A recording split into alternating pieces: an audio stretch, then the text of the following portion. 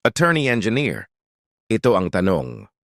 Pwede bang ang taong pinatira mo sa lupa mo dahil sa awa, biglang maghabol ng pag-aari, maghati-hati, at magpatitulo sa ilalim ng pangalan nila dahil lang matagal silang nakatira doon? Diretsahan, hindi.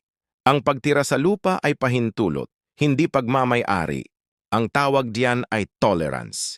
Kaya sila nakatira dahil pinayagan mo at hindi dahil may karapatan sila. At kahit 30 taon pa silang tumira, walang nabubuong ownership. Wala silang just title, wala ring adverse possession, dahil hindi masama ang loob mo noong pinatira mo sila. Ngayon nang mamatay na ang magulang nila na siyang pinayagan mo, biglang nag-aastang may-ari, gusto pang hatiin ng lupa.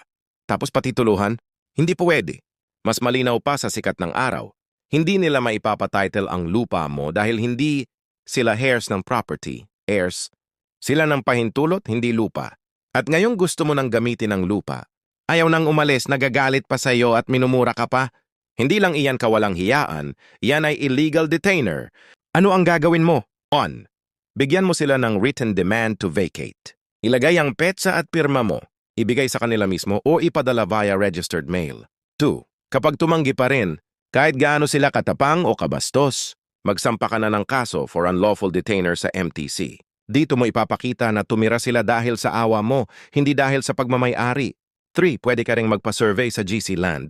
Surveying para linawin ang boundaries, para wala silang may kakatuwirang, dito kami matagal. 4. Kapag may pambabastos o pagmumura, pwede ka pang magsampa ng hiwalay na kaso for grave oral defamation. Tandaan, ang awa ay hindi nagiging titulo.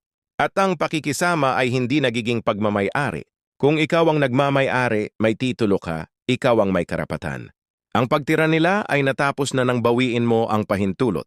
At kung ayaw nilang umalis, may korte para sa ganyan at doon sila hindi makakapagmura. Huwag mong hayaang abusuhin ang kabaitan mo. Don't forget to subscribe, like, follow, and share.